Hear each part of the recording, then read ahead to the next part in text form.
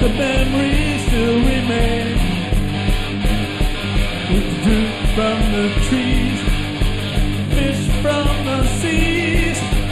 Now there's nothing but the stage. Can't cry no more, always be glad. There's other places we can be. Ooh, if time suits you right, we're leaving tonight. Come fly away with me. Yeah, yeah, yeah, yeah, yeah, yes. Oh, yeah.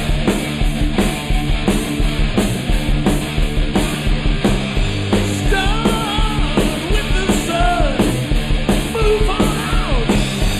You're just in the skies above. Heaven unfold. New star is born. Space and time, making love. All the time we have, living on the ground. Move to station number 5. See you next time around. Next time around. Yeah.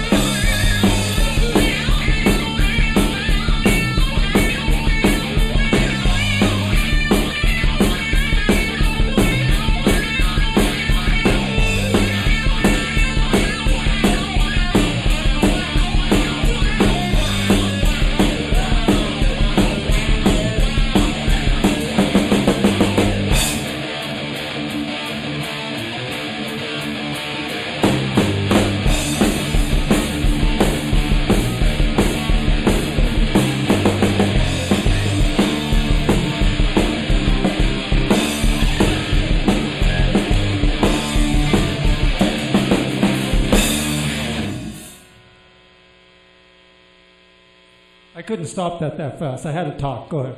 It rings a little bit. Time. Let it ring. Is that a song? This is for who likes this song? Every time we do it. Oh, the next one? I'm doing Yeah. Who Rumbling. who likes that song? Terry Henry. Terry Henry. Yeah, Terry Henry. What's that one? I think Molly Fitzgerald's liked it too. Yeah, Molly's Play not. it again. Wow. We'll never play there. They don't watch it. Oh my! We didn't start fast enough. Oh my God! That was hilarious. Too much hang time.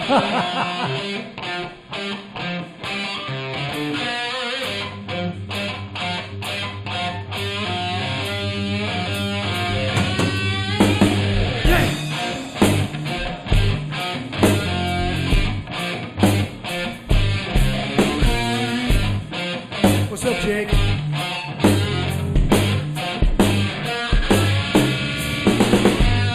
Just a poor boy scratched my back on a razor's edge. Razor's edge I call my own. Keep my thoughts inside myself down where they're born and bled. Probably die by the fire I breathe. Here in my mind, this crazy boy is a runaway train. No one gonna steal my soul like the bullet know.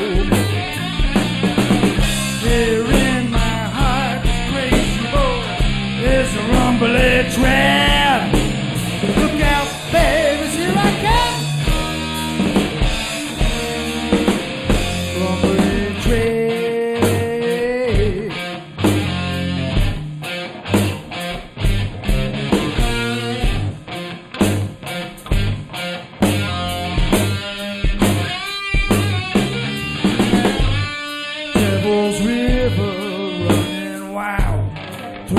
my bed. Still my mind and kill my soul. Every night a dirty lady in a different bed. Keep on playing those hand-on games. Got more in my head. Still in my mind, this crazy boy is a runaway train.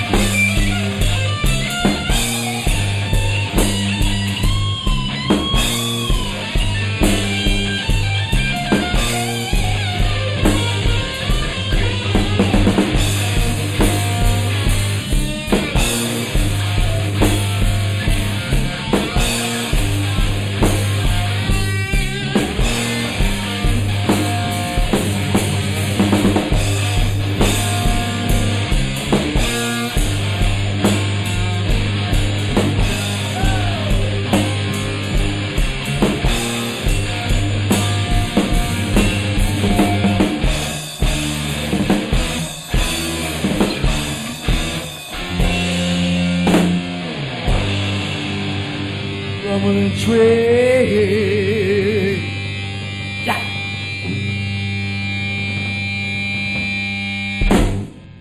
Oh, yeah. Very good, Montrose. Nice job. Nice. Wow.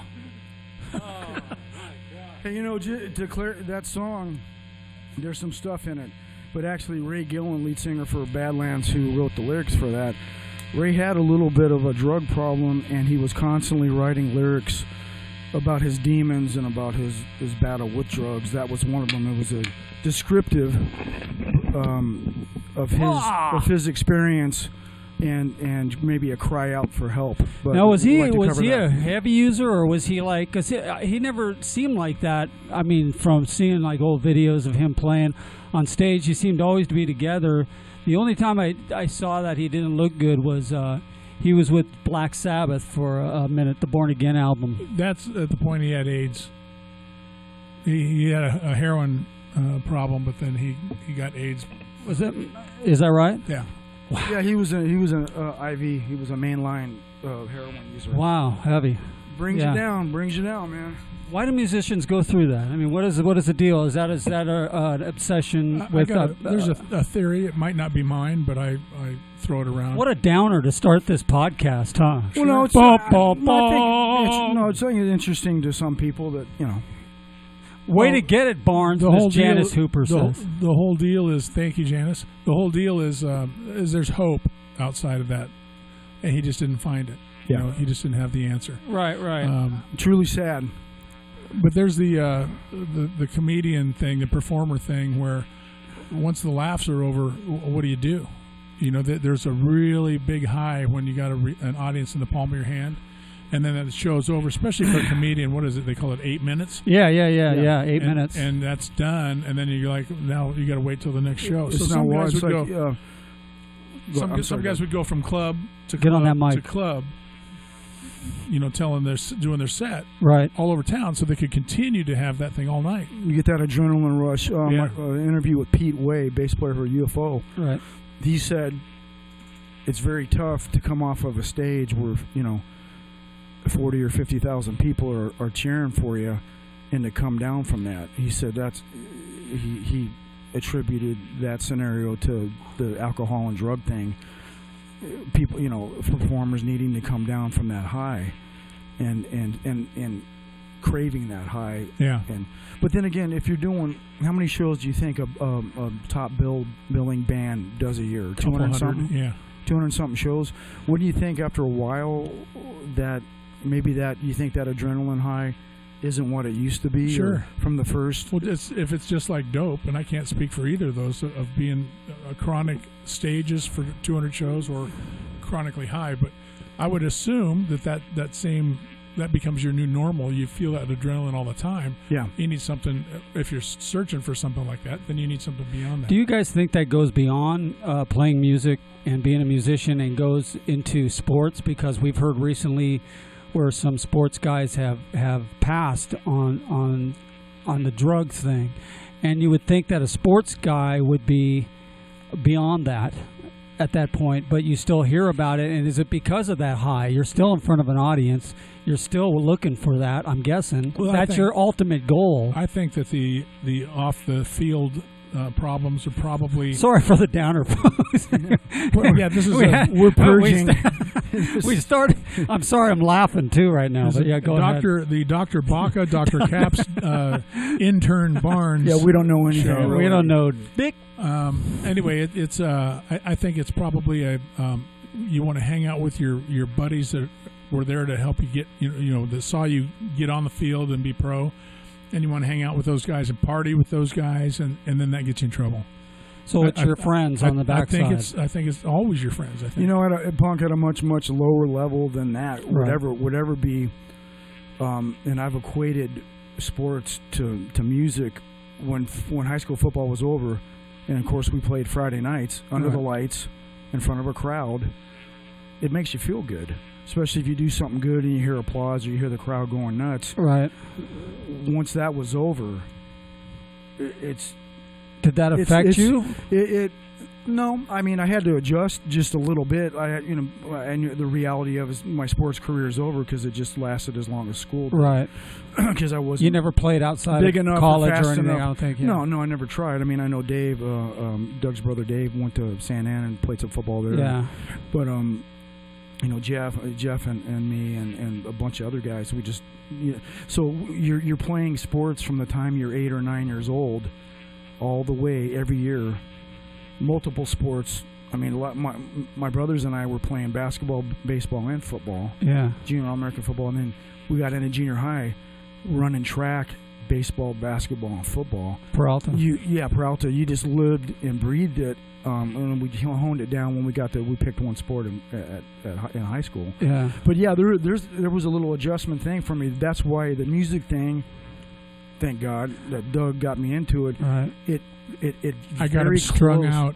Yeah, he got me strung out on music. Yeah, but the problem is now is we only have like 3 people that come and see us, so it's not the Doesn't same. matter. So we'll never be drug addicts. I'm kidding.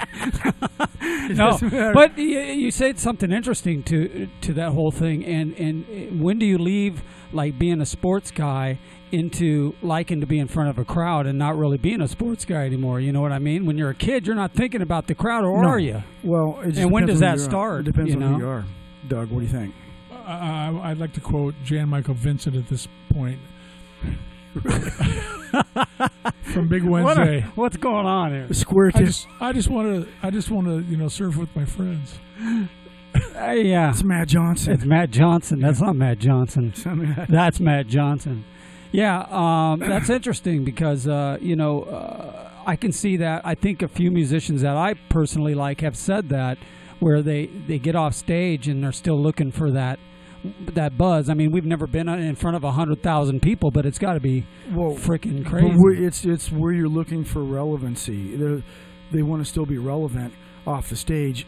Example, the tribute band at Diamond Stadium. Oh dear. No, I'm not. No, I was just the thinking, cat. The cat when they were done. The guy that was playing the part of somebody that's in a real band. Yeah. He was still walking around as that person. Doug, I blame the chuckleheads that wanted their picture taken with him. Right. But you know what I'm saying. People. So I think these guys. There's something, maybe, and we're getting way deep, and we're not counselors and psychologists or whatever. But some guys, they need to have that. We talked about this earlier, Punk. We didn't get into this for adulation or adoration.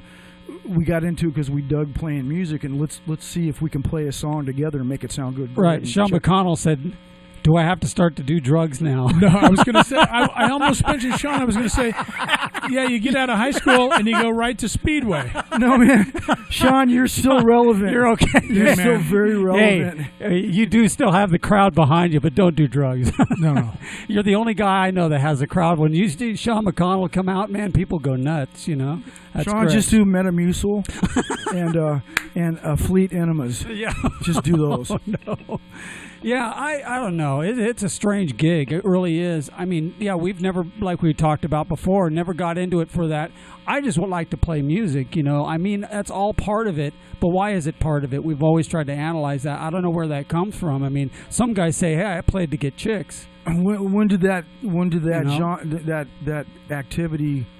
And I'm not talking about chickens. I'm talking about chicks. But when did that activity start including female fans, alcohol, and drugs? True, but was that part of it? Who wrote the rule that said, "Oh, here's the options. Well, if you're done playing, when you're done playing, go ahead and get hammered or get high." It's those are the options for you. But I think that's all the fantasy part of that. I think it's all the fantasy part of that is you do that and then you get the chick because you're doing that. You're looking like a tough guy. You're out there looking like a hero of some sort. Another super fantasy guy, Superman, Batman. Doug, you're not talking much. Throw in something. Another example of this issue. Bobby Keys, famous saxophonist. He played on Stone, Sticky Fingers. Yeah. He's all over that. He played with everybody. But there was a really good documentary on Access about him. Right. I think I was telling Doug about this, and he was, he drank and he was into the drugs. Later, so he's in his mid 60s, and they're talking to him, and he goes, his regret. He goes, I regret that I messed around with drugs. Right. I wish I didn't take so many dang drugs. He goes, you don't need them. He goes, you don't need them to play. Yeah. And he was like, you could see it on his face. He was like pained, thinking about it, like like I wasted time. Because he said, now when I go to gigs, he goes, I get a good night's sleep, I eat a good meal, I go play the gig and have as much, if not more, fun than I had when I was high or drunk. And then I go home and go to bed. Yeah, I mean, it's quite amazing that we keep talking about this, but we talk about one of the biggest bands in the world, Kiss, and Gene Simmons has never partied in his life. I mean, he's into women. Ted Nugent, drugs. We were talking about last week. Ted Nugent, another clean guy. So how do they do it? Is that their crutch is to go for women? Keith Richards, another clean guy. Oh no, Keith Richards not a clean guy. Oh my gosh, craziness! What do you think about all that, Doug? What did you talk me out of talking about earlier? I don't know. What? Oh yeah, you were talking about something, but chess. I can't remember. Like chess and how you like to be the rook. I'm not sure why that means. Let's delve into that. Yeah, let's go. Lies. All liars. Liars. Who do we got tonight? Oh, we've got Miss Cheryl online. Cheryl said she'd see us tonight. I ran into her. Well, I didn't run into her. Great movie. Because it was a parking lot.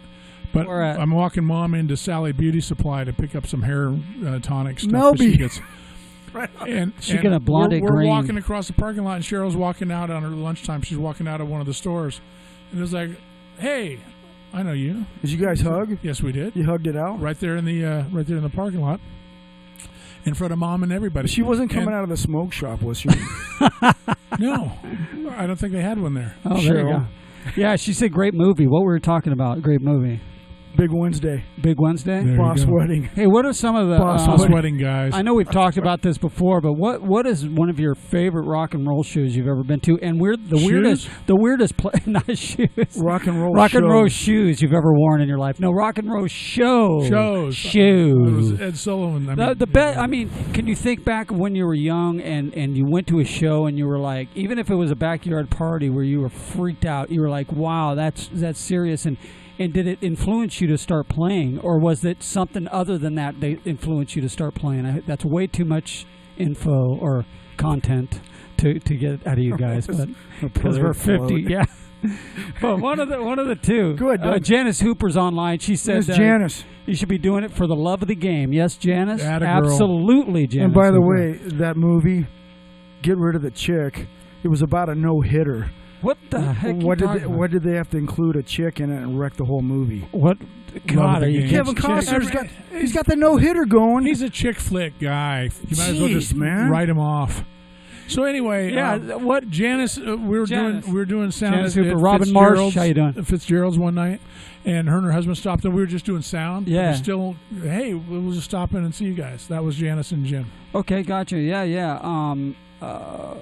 It's good that they're still around, man. They're still hanging out with you. They're still your buddies. They're still your friends. You like that? Yeah. Does that make you feel good that we still have those folks around us? Yeah, like long-time folks. Well, like most of those guys in that picture at the beginning of that thing. Yeah, even Robin Marsh here. This gentleman here, I mean, I went to Villa Park with him. I probably haven't seen that guy face-to-face in probably 25, 30 years maybe. But here he is online. He's checking it out. Awesome. Yeah, it is beautiful. Dude, it was about 25 years that we hadn't talked or seen. I know, you, and then all of a sudden I'm playing with you guys. I'm again, talking to him on the phone, telling him, come and join the band. Yeah. All I know is we were looking for a drummer, and we had some pretty wild cats up until this. Yeah, what'd you guys have before you had? There was this dude, God bless him, but he was from Menifee. You don't have to narrow it down. Nothing's wrong with Menifee. There's one drummer in Menifee, and he just, now the guy's going to know who it is. One guy. Yeah, he's working at the gas station. We were talking about having a drummer, and he came up and said, I drum, and then you guys hired him. Okay, quit stepping on my story. Was he good? He was okay, yeah. I think he had some problems with some substances that made his teeth fall out because he was missing chiclets. But he was recovered.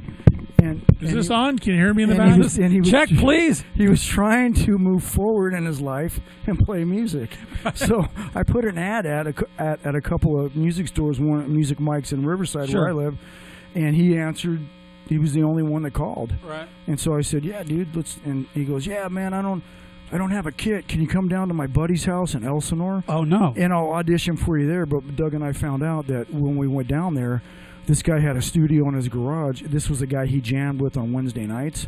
We were auditioning for him. Oh, no. So he brought you into the audition. So we went to Elsinore, smoked some meth. No, you didn't smoke any meth. No. You didn't want, we didn't that out. We didn't do any meth. Getting crazy. We didn't even do any cocaine light.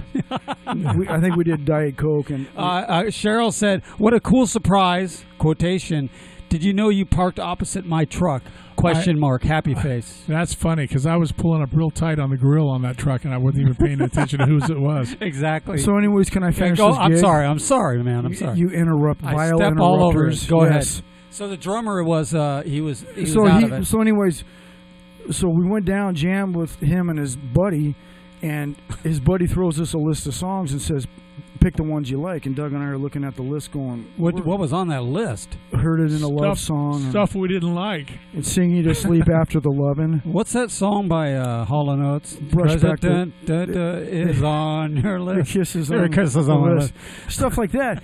So Doug and I go, we're going. So I told the guy, dude, hey, we'll call us later and we'll talk about it. So I said, give us some time to get home. Halfway home, he calls, dudes, don't forget me. I want to play the stuff you guys are playing, UFO and Montrose. And I said, he goes, what do you think? And I go, dude, you're okay drummer, you're solid. We don't need the other guy. So he goes, okay. He goes, I'm going to come. So covert operation, he came and jammed with us here one time, and then he called me the next week and goes, I got a gig in Laughlin with an old band of mine I used to jam with back in the 80s, and they're paying us like $500 a piece for the weekend. I got to go do it, but don't forget about me, because if that doesn't work out, I want to come back. I go, yeah, okay, we'll see. And then that's how I ended up in this. Monty's code word, spoiler alert, is when he says you're really solid, that means lose my number. Lose my number. Hey, what's that story about lose my number you have? Tell that story real quick. That was with Bear. Okay, yes. Tell that story. Uncle Doug. That's a good story. Uncle Doug, yeah. Yeah. Dr. Uncle Doug. So we're trying to get into Radio City, which was a club in Anaheim back in the early 80s. Great. Smelly place. And there's a guy working the door. His name's Bear. Bear. And I'm not sure. Poor Bells. Yeah, I'm not sure if he booked bands also or if he was the main guy. But anyway, our singer calls over there after a couple of Thursday night gigs where we brought a lot of people in. They say, bring 25 people in each night and we'll get you a weekend slot. So we do that, and then it's like they're not giving us any time. So the singer continues to call him and bulldog him. Oh, sounds like somebody I know. Even though he's go ahead. And he, the guy finally says, "Hey, you got my number, right?" And he goes, "Yeah." And he said, the guy tells him, "We'll lose it." Why? What happened? I have no idea. Probably because the guy didn't like getting bugged about when are you going to put us on. Now you guys were playing. I think the guy said, "You guys are a really solid band." but what were you playing back in those days in Radio City Woodstock? What did we play when we were on stage? Bay City Rollers. Oh man. No, we did. I don't know, a Crocus tune. We did some originals. You're talking about Degage, right? Yeah. Yeah, what was the Crocus tune you guys did? Stayed Awake All Night. That's French. Stay awake all night. Degage is French for something. And the real bummer was, I'm not gonna say they played ahead of time. You know, they got songs going on while the bands are loading. Oh no!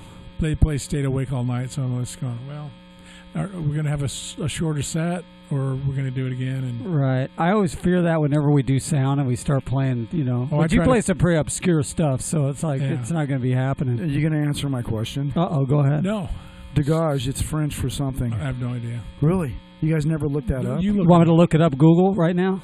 Somebody tell me what Degage means, huh? What's up, boys? How about Train by UFO? We used to do it, right? Yeah, that was with Paul Raymond. Paul Raymond. No, Mystery Train. Yeah, but it was Chapman, right? Paul Chapman. Guitar. Yeah, Paul Chapman. Yeah, good call, but we don't do it anymore, Eric. What else? Go ahead. Did he say Train? That's Blackfoot.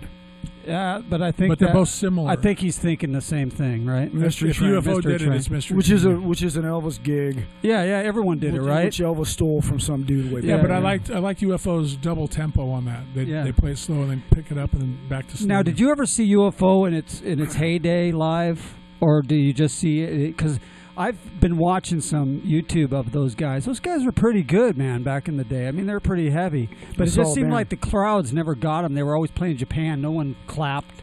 Well, they were no one a big did Europe, anything. A big band in Europe, and then the Orient. They, I saw them in Walk on Water. Was that 96, Doug? 95, 96? I think it was 2000, wasn't it? No, because I saw them in the 90s. Okay. So that they played at a little club, Punk in Riverside.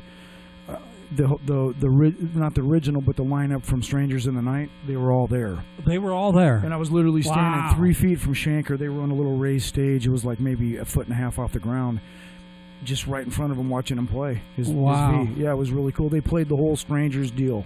Wow. The whole album they played it. Yeah, so I took Eric, my son, to, he was probably about 10, and he was a little 10 years old, a small kid. A small 10. And we saw him at the Galaxy Theater, Michael Schenker's band. Right.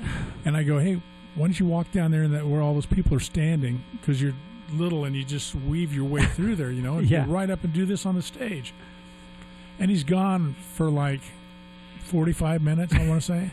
And I'm nice sitting there pops. after half an hour, I'm going, I'm starting to worry. Doug's going Amber Alert. He shows up and he goes, Dad, he goes, I got a great spot to watch him from. Come over and check this out. So I go with him, and we're going down this way, and then we're walking way over here down to the side aisle, and then over here, and then he walks right up the steps, and he's standing where you step onto the stage. And I'm going, well, they must not have messed with him, because at the time he's blonde-headed and it's spiked, and I'm looking at Michael Schenker. He's got blonde hair and it's spiked. So I think it's his kid. Or Schenker was probably thinking, is that my kid? Yeah. I'm sitting there with papers going, come here. Hey, I need to see you after. Yeah. But he's going, father's rights. It was pretty funny that, here's the guy working, like, security right there. Right. And he's just letting him do that. Right. It was so hilarious that he just goes, oh, yeah, I'll see how. And where was that at? That was at the Galaxy. Galaxy, yeah. I was at that show. Who had a buddy that was at the Galaxy that worked at the... I think it was Roby, my buddy Roby. Yeah, it wasn't none of us, I don't think, yeah. But did he get you in? From that guy. Now, the Galaxy Theater, it's not there anymore, right? They still use it. It's called the Observatory.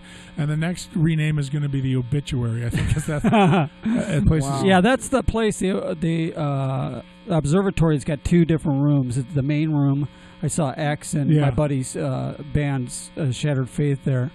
Good Blasters. Saw the Blasters. They're a great band, by the way. Yeah. Excellent band.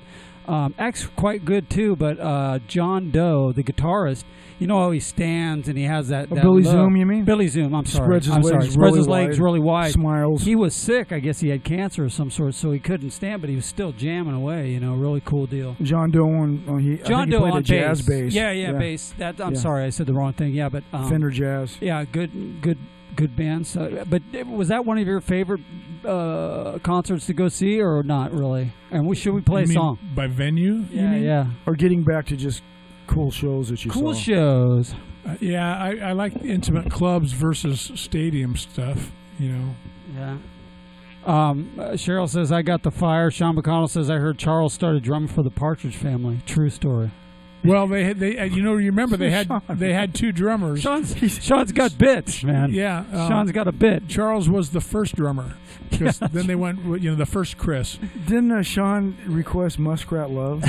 I think weeks and weeks ago. Hey, was there a female drummer in the Partridge Family? Chris? No. Who was the drummer in Partridge Family? Chris. Is that a girl? No. It's a kid, a boy. They were both little boys, and one had dark hair. Yeah. And they look like girls. Then they had a blonde one. Didn't they think we would know when they switched kids on us? I'm still trying to get over the two Mr. Stevens on Bewitched.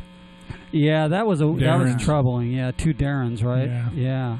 That was bizarre. How about Reuben Kincaid? Did you like Reuben Kincaid as a manager? Yeah, Reuben and Danny, they made Dude, I like Reuben's chops. I almost want to change my name to Reuben Kincaid. What a great name. With trying to get a date. He had the cool blazers, always checkered. Eric Cederoth said, I just saw UFO at the Grove 3 weeks ago with Armored Saint. Great show.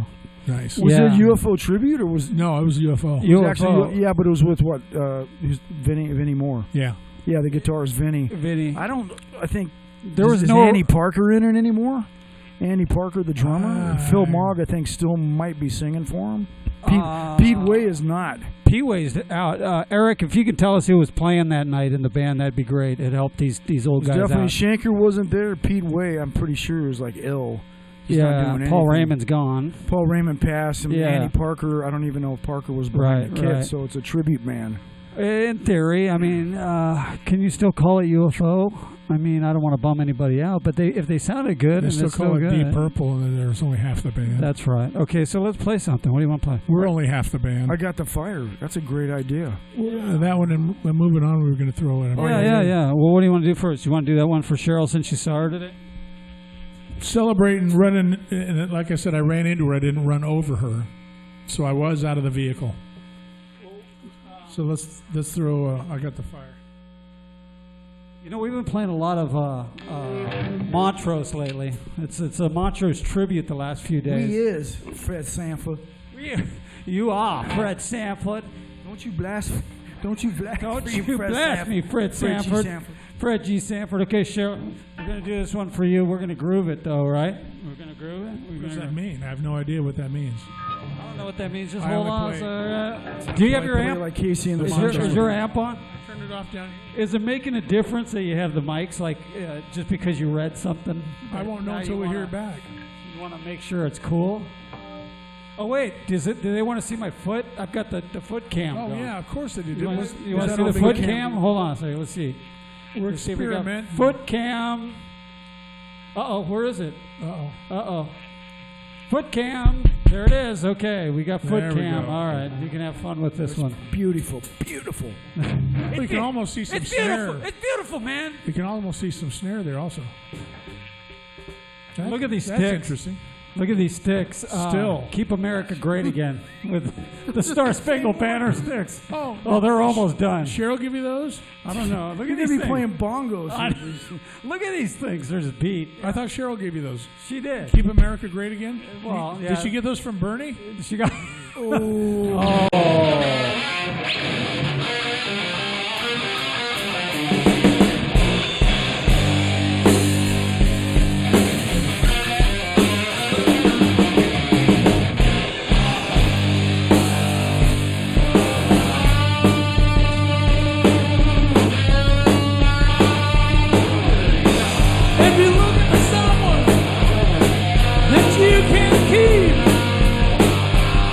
Well, baby, pass me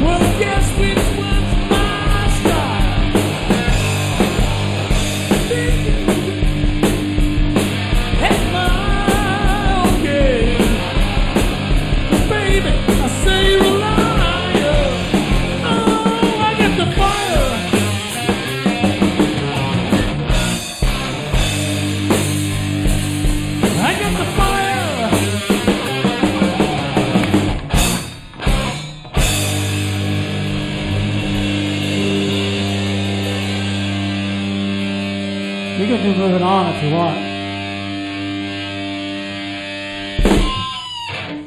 Since we're already set up, let's just do moving on. I want to save that for the end. Okay, we can. We can do that. Do you guys want to talk? Want to talk? Or do you want does anybody have anything to say? Say on there? I don't know. We'll check it out in a second. We've got sound Friday night. Oh, yeah. We're out. What we got? That's at Griffin's, Los Alamitos. Yeah, Friday night is through who? Is that Griffin's through Pizza Parlor? John McCabe is going to be opening. McCabe is great. Yeah. Yes, sir. Hey, what was the guy's name? Thanks, CNN. Hey, what was the cat's name that played the blues stuff the other night? Doug Schmoody. Schmoody! Yeah, he's our friend somewhere. If you guys get a chance. I just friended him on Facebook. Oh, yeah. Get a hold of Doug Schmoody. He's real good acoustic, old school slide. Blues stuff. He plays slide. Yeah, the guy plays a mean slide. Yeah, it was good. It was a nice relief to see a little bit of blues slide and how he did stuff with that foot pedal. Yeah. He had this kick foot pedal that just did a bass drum, but it like was a like block of old wood. school. Boom, boom, boom. Just kept time. Alabama things, you know. It was like. But I suggested he look up. I said, dude, look up Meantown Blues by Johnny Winter, the Woodstock cut. A little bit faster. So he texted me and he goes, what was that Johnny Winter song? And I go, dude, Meantown Blues, go for it. Got to get it. My mama, she done told me. Yeah, good guy. If you get a chance, go see him. But now the McCabe cat, he's just acoustic, straight up, right? Yep, solo acoustic guy. Solo acoustic. Now, we had saw an acoustic. Was that the first time we'd ever seen an acoustic sax player? The female sax player. It was a two-piece group. Right. A duet. Right.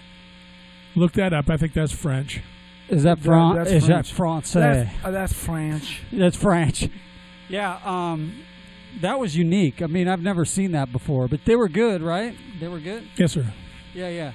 And who's this through at Griffin's and what time did the band start and all that good stuff?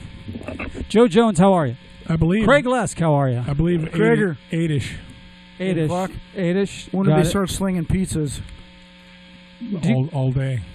Do you guys... I was waiting to see if he said something about Wendy's or... I found them in the back room, 7-Eleven. What does she mean by that? What? I found them in the back room. Who said Sillies. That's Cheryl. I found them in the back room. Yeah, I'm not sure what that means. Hostages. She was keeping in her house. Yeah. But last week, what bands did we do? We did Ogre Ballet. They were great, right? Yes. Yeah, good bands. Always solid. Now that's a real solid set. Solid set. Who says solid sets? Man. I know. My gosh. Almighty. Wow. Yeah. Hey, so, man. who are... We were talking about a while back favorite vocalists without instruments. Who are your favorite vocalists with instruments? That's what I want to know. That's going to be a tough one because there are a lot. Out. Do you think David Lee Roth has a chance on that list? Oh, dear. No. I think Leo Sayer has a better chance than Roth on that list. Yeah. Now, how about Bad Company? What do you guys think about BC, Paul Rogers? Paul Rogers. Now, he played, right? And sang, right? Yeah, he did. For the most part? Not when he was with Queen. No, he just sang with Queen. Yeah, I don't think he played. He probably played piano with Queen. No. He actually did play because they did some Bad Company songs. I think he threw on a guitar and jammed away. They threw him a couple of bones. Yeah. Said, here, we'll do some BC. He wasn't singing with Free. I mean, he wasn't playing with Free, just singing with Free. Oh, yeah, no, right? He didn't do an instrument with, but he could play. Right. He could play guitar. And Frody and Mercury, he played pretty much everything, right? He could play guitar and. Okay, I'll say Steve Marriott. Stevie, for vocalists that play. Yeah, Steve Marriott. Peter Frampton. Yeah, one of my favorites. How about? Did you guys ever want to do a Peter Frampton tune? What was that song you played for me the other day? I'm in You. No. The love song? No, what was the one you played for me? I think I'll give you money. I'll Give You Money. Great song. By Frampton? Yeah, we should do that. I dig Frampton stuff. Yeah, since people think we should do more other stuff, right? Cool stuff. Well, what we shouldn't do is chew gum while we're singing. They shouldn't chew gum and choke up a little bit. And it stops one part of a lyric right there. What'd you guys think of, what's his name for Ted Nugent? Sang for Ted. Derek St. Holmes? Derek St. Holmes, yeah. Power Pipes. Good singer, great singer. He did he ever go on and do anything on his own, by the way? Well, yeah, he was in another band. I don't know if it was his band or not, but Ted just took over the vocals from there. Ted! I know what his band was called. Not Ted Nugent. Yeah, used to be. That was the name of his band. Used to be Ted. I'm doing great always, and great talk on here. Thanks, Joe Jones. Is your kid still rocking out? Well, make sure he gets a guitar soon or drums. Joe Jones is the #1 sidecar racer in the world. Right on. Just let you know. Sidecar motorcycles, by the way. Right on, Joe. He's checking in with us, lug nuts. Yeah, he's pretty cool. He's pretty famous, but we're not. I think he was looking for something else and just found this. He stumbled on by accident. What are these guys? No, he's a cool guy.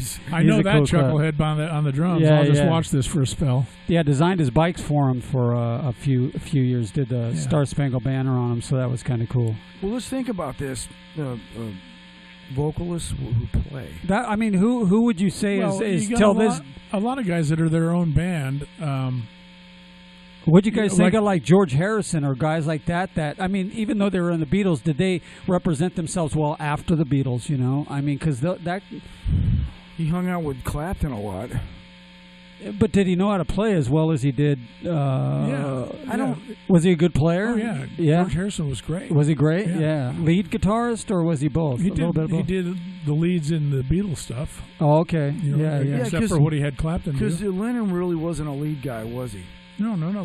George was. He was more of a strummer. You're loving that gum, by the way. I'm wearing it out. You're wearing that gum out. This is called of course wearing out the Wrigley. We get to the drummer Ringo Starr. I've heard two camps on that. I've heard people that say he was a crummy drummer, and I've heard drummers say no, he was a solid drummer. What do you think, drummer? I think it was a creative drummer. I don't think he was the best drummer ever. I think he's a left-handed drummer playing a right-handed kit. That's what I'm doing. Yeah, I should be playing backwards. I should be playing the other way. Yeah. Except he had he still played. You're playing right-handed though. Yeah, theory. Yeah. But he would, if he's doing a run, he would do a run this way, but the drums were set up for right-handed. Like if I do if I do the 16th thing on this hi-hat, so I should be doing it with this hand. So wait a minute. I'm doing it wrong. Okay. Ringo was hitting funk. But if I do it this way, it's off beat. Hey. He was hitting the hi-hat over here. Funk. Ringo was hitting the hi-hat with his left hand. Yeah, using it almost like a ride. Yeah. I can do that as well. Yeah, both ways. Sometimes they'll put the ride over here. You see some drummers. You know, the guy for Faith No More used to do that because he turned himself around as well. But Ringo's point was when you do a top to bottom tom run, he wants to do it right to left. That's true. Yeah. And his drums are set up for right-handed, so he does an upward roll. But that was what made him so creative. Exactly. And his beats were backwards. If you listen to some of the stuff, is like I heard him saying one time. They go, "Hey, how'd you come up with that?" And he goes, "That's what it sounds like playing it left-handed." It's like I'm no genius. Right. I'm left-handed. Right. Take credit for it. That's cool. Yeah. Well, he's a vocalist musician. Right. Yeah. He sang. I get by with a little help from my friends, brother. Octopus is good. Joe Jones says no.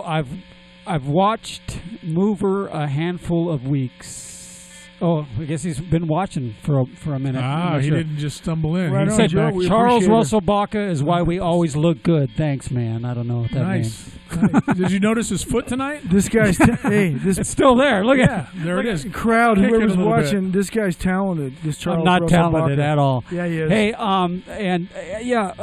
the thing about that band, the Beatles, Paul McCartney, that guy, he's so amazing. The first one or the second one? You mean Billy Shearer?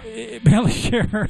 Yeah, the guy, he knew how to write music, and I always tell my kid, because he's asking I just listen to the Beatles, how they write, but, don't do the bridges. Knock the bridges out of there. But he wrote uniquely, you know what I mean? And that's what made that band so good, is how they... Well, here, another amazing... singer-songwriter, and I say the songwriter part because he always used Bernie Taupin's lyrics.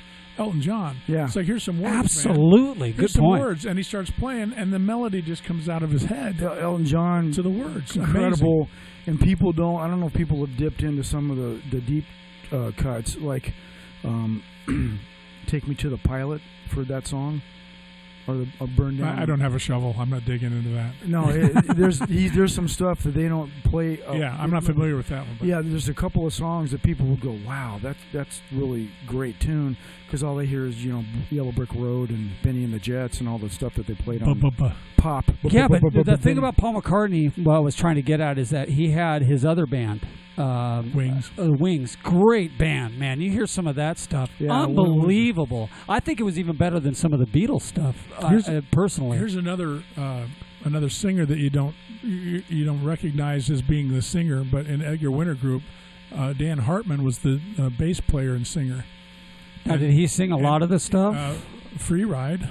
Oh, wow. That's great pipes on that song, man. That's a great song, yeah. I may have misspoke. I think he was a guitar player, like a rhythm guitar player, but he was singing that song. Yes? Did Derringer or Montrose do the bam, bam, bam, bam, bam, bam? Was that Montrose? Or was it Derringer?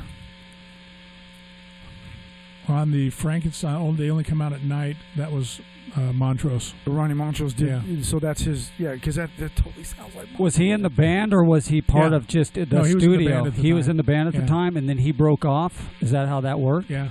Well, another cool, interesting fact about the Beatles. Yeah. They learned how to write songs from Buddy Holly. I believe they would listen to Buddy Holly and Elvis, but Buddy Holly wrote his own stuff, so they kind of gravitated towards him. And I saw an interview with Paul McCartney. He said, when we started out, that's how we learned to write tunes, was listening to Buddy Holly and his stuff. I was just going to segue. Go ahead. I was going to say, this is a song we wrote that I got the lyrics off of a cereal box. What was that? Moving On. Oh, did you really? No. A cereal box? That's the story I'm going to tell when we get famous. Okay, kids. Well, like I said, it's 8:05, and we're just about done. We're just about done. But we like to say thank you to. Let's make sure we do this. Cheryl, always we love you. Tom Guzzo, we love you. Tom Guzzo. Thank you. I need to see you again. Are you still up north? If you're ever in this area, let's go do lunch. When will I see you again? Call my agent. Is that what people say? Is that what people say? Cheryl, always here. Richard Manning, thank you for joining. Richard Manning, where are you playing this weekend? I saw you. You wanted me like one of your new bands, I guess. Rich checks in a lot. I want to thank my foot for being okay tonight, Spider. Kick it. And Eric Cederroth, thank you for offering Blackfoot. Did Train, and UFO did a different song called just Train. And it was on No Place to Run. Badass song. There you go. He just set you guys straight. Mystery Train. I beg to differ. Go. Okay. Anyways, he showed you. Joe Jones, thank you for the nice words. We love you. Susan Galt. Susie Galt's on. What's her last name? Barrett. There Susie you go. Galt Barrett. I like when you say it. Corey's little sister. There you go. Way to go, Susie. Good to see you again. Cheryl, always Joe Jones again. Craig Lesk. Say hi to Craig. Craig is diligent. Yeah, how's his pops and mom? I love them too. Craig, tell us next time how your pops and mom are and your sister. We love you guys. Sean McConnell, always Sean McConnell. Brian Shaddix, always love you. The Tickets, back in the day, that was his band. They're really influenced by the Beatles. I think he still has a lot of his writing style, but he's a great writer. Go check out Brian Shaddix if you get a chance on his Facebook. He puts all his music on there. Go check him out. Great stuff. And Janice Hooper, thank you for the nice words. Robin Marsh, good to see you on here. I know we look older, but we're still young at heart. Trust me. And we love all you guys. That's what we're trying to say. And we're trying to say that we have rehearsal space here. Who were we talking about, the train? Eric Cederroth. Eric, don't leave until the very end, because I'll play a little Mystery Train for you. There you go. Remember, you guys, Soul Shaker Garage is a place to where we've got rehearsal space, right? It's a place where we all go. And we've got recording started. How did you like the first thing I did? First bit. Was it okay? Monty, stop showing it to people. Just let me tell you, stop showing it to people. It's all over the internet. I know it. I was gonna say, don't show it. And they say, hey, you know what? I gave it to President Trump to check out. Yeah, I'm like, I saw it on his speech in Louisiana. He said, I dig that garage sound, man. He said, listen to this down in Louisiana. Listen to this. Put it right up on the mic. And so we got live recording, which is different than your tracking recording because you're going to come in here and play your set, and they're going to record it like you're supposed to sound, right? Is that how it works? Just like a live sound. We love you guys. Soul Shaker Garage. If you guys want to donate some money, we've got a Venmo at Soul Shaker Garage. Just type it up on your phone. Send Doug a couple dollars for his good looks, and we'll rock and roll him. A bag of chips. That'll be somebody will put in their 2 cents about that. So there you go. That's what you get out of me. And I love you guys very much. I love Monty to death. I love Doug to death. These 2 guys right here. Fellas. Without these 2 guys, I am zero. I am a zero. So thank you for being here. You're a hero. You're a hero. You're a hero sandwich. And so what are we playing? Moving on. This is a story about a cereal box. Not chasing girls up and down the drag. Yeah, that was another song. Do I sing this? I do, right? I don't? I do. You showing up do. Should we wait? Should we talk about something insignificant? Why? What am I got to get my words down. You got the lyrics. You guys make sure I can see your foot kicking so I know what the rhythm is. You got my foot kicking right here. Okay, kids, remember a teleprompter. You guys really come on. I'm old. And don't hurry me through this. I'm not hurrying you through anything. Groove it. I get excited when I play drums. If I hear hup out of you, I'm going to keep going. I'm not hupping anybody. I'm going to keep you hup. I hupped and you went. So don't hup. Don't go if I hump. Okay, I'll sing this. I'll try.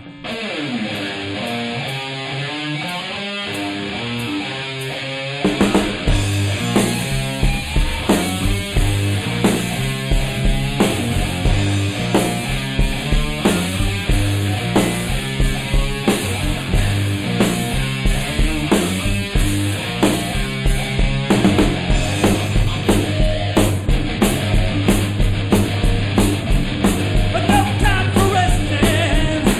I'm on my way.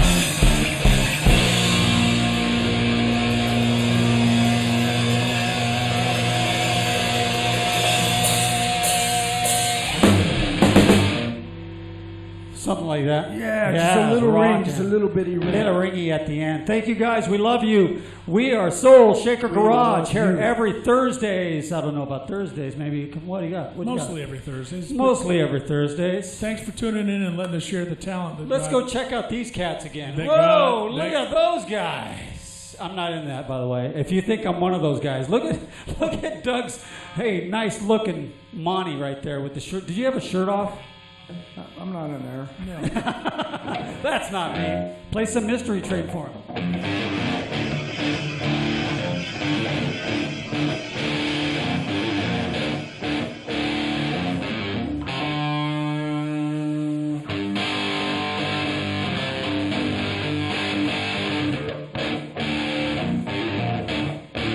That's Mystery Train, right? We love you guys. We're Soul Shaker. We're out. God bless you.